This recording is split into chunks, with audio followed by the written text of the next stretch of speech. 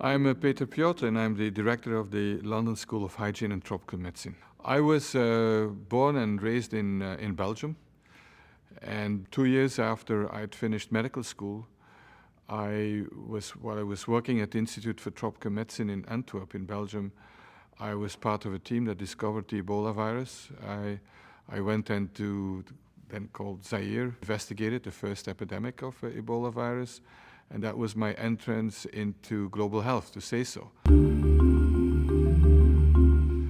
I had no clue what a leader was. It was also not so much in my culture, which is more about community leadership and not so much about individuals. But retrospectively, I see that I was in the Boy Scouts, for example, and that was a lot about leadership. What was most useful in terms of my leadership functions later on in life was the experience I had as an organizer during student movements in my country. From high school and at university, I was in the leadership of, in these days, about social issues, human rights, against the war in Vietnam, and against apartheid and things like that. That's leadership. It was not so much my clinical skills, I think, were not that important, except that you have to listen to people. As a leader, the first thing you've got to do is to understand what the aspirations and the feelings and the values are of the people you're working with or you're trying to convince of some issue.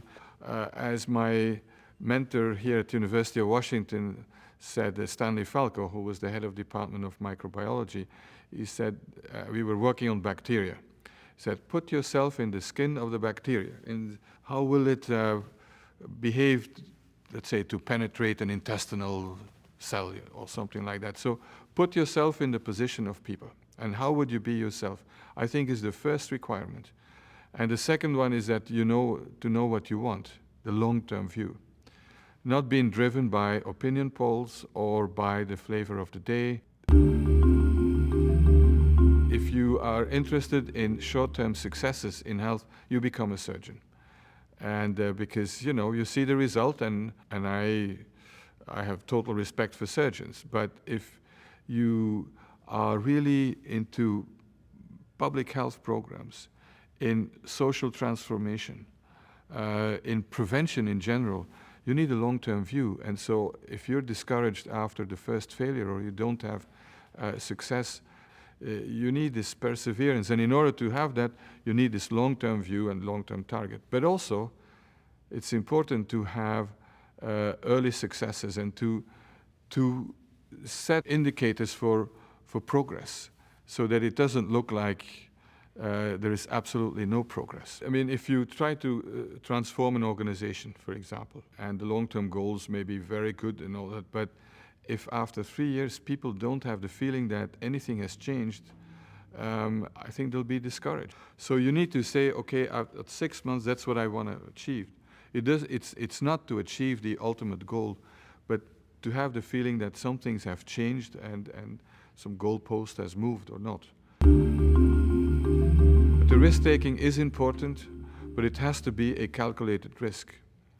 As a leader, you need to be constantly in touch with your environment, and you may be brilliant and have the best ideas, but if that connection is not there, you'll be cut off. And I call it in European history, it's the Rommel in the desert syndrome. What does that mean? Rommel was a German general and marshal, actually, and with his tanks in the desert in North Africa, he moved and he won battle after battle, but he forgot that, in order for the tanks to run, you need petrol, you need gas, you need a whole supply chain system. And at some point, he was very, very advanced, nearly reaching his goal, but there was nothing behind him, and he was defeated. You have to decide for yourself what are the negotiables and what are not negotiable. In my case, it has to do with certain human rights values, not negotiable, or that men and women are equal is, for example, not negotiable. So the basic values are, you have to know what they are and what you stand for. Otherwise, you become a total opportunist. That's one thing. Secondly, you need to know what your long-term view is. And then, in contrast to many of our Western cultures where the belief is that the shortest way between 2 points is the straight line, which I think is a very wrong concept, that you may have to go around things. But some examples. When President Bush launched PEPFAR, there were things that were fantastic, were great. For the first time, there was money to provide antiretroviral therapy for basically now millions of people who would otherwise have died. But on the other hand, there were some remarkably counterproductive elements in there. For example, the whole campaign for abstinence only. So what could I do? Some of the activists say they said they hated Bush so much for the war in Iraq and other things, and also stands on abortion and abstinence, and were kind of attacking the program all the time. And I said, no way. I mean, this is saving lives. That's the first thing. That's the moral imperative that we're all working on, saving lives. Now, one of my big problems was often to convince a head of state or could be a church leader or whatever, people who are different from what is the mainstream in society. For example, gay men or drug users or sex workers, that they are our brothers and sisters, the same rights. If you are discussing this in a society where there's a death penalty for when you're, having same-sex relations, how do you deal with that? And or I go to the Vatican, and I have to discuss condoms and so on.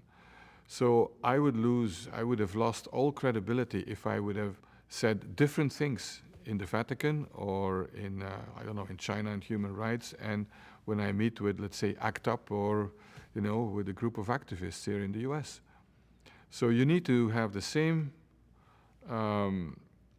discourse, the same values that you are standing for, but how you sell them can be different. For example, in China, when I addressed the Central Party School of the Communist Party of China. Why? Because in China, if you want to move things, it has to go through the Communist Party. And the Central Party School is where the top cadres in the party are being trained and come together, and policy is being tested out and so on. So I gave a speech, and it was on contradiction. Mao Zedong has written a famous book. One of his most famous speeches is on contradiction in society and so on.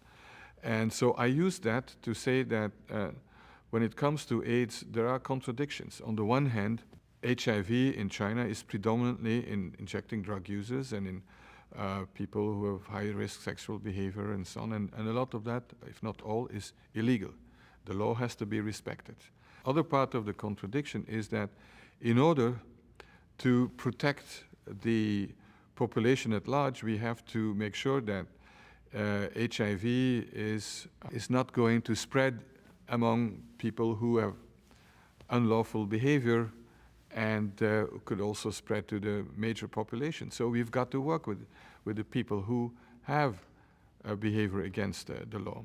So we've got to solve that contradiction. And the conclusion then was, this is more classic dialectics, is to respect the rights of people, whatever they are, whatever they do, because that's in the interest of the community at large. If I would have come and said, respect human rights of drug users and all that and so on, I think the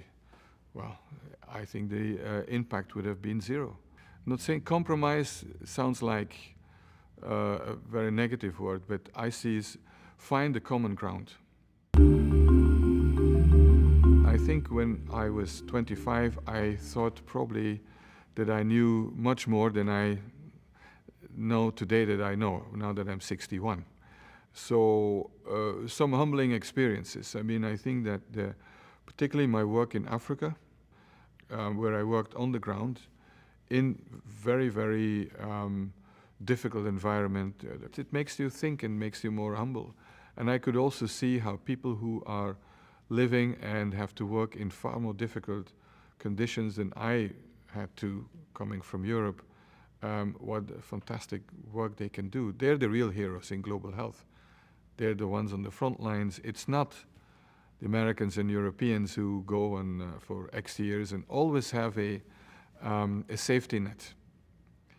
But it's the people who are working in their own countries and make it happen, like a Noreen Kaleba in Uganda, whose husband died from AIDS. And okay, she could have gone down completely in depression and all that. What did she do? She got together with 12, 14 people who either had AIDS or whose partner had died from AIDS, and they became not a self-support group. And now it's TASO, the AIDS support organization, providing services to hundreds of thousands of people. That's leadership.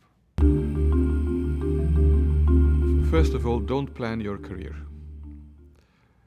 but be ready for opportunities. So in other words, invest really into a broad area of skills that can be useful for leadership, and also be very strong in one substantive area, whether that's economics or molecular biology or epidemiology or clinical medicine when it comes to global health. It doesn't matter. But you need to be strong in one area, but then be prepared when the opportunity comes. I didn't know that there would be suddenly an Ebola epidemic coming up, or that AIDS was there, but I was ready. We jump on it. Secondly, is spend enough time on understanding the world and understanding other people. Never assume that what you think or how you see things, that's how others see it. Or and if you don't do that, the price you have to pay is probably often a failure of your leadership. And thirdly, don't take yourself too seriously.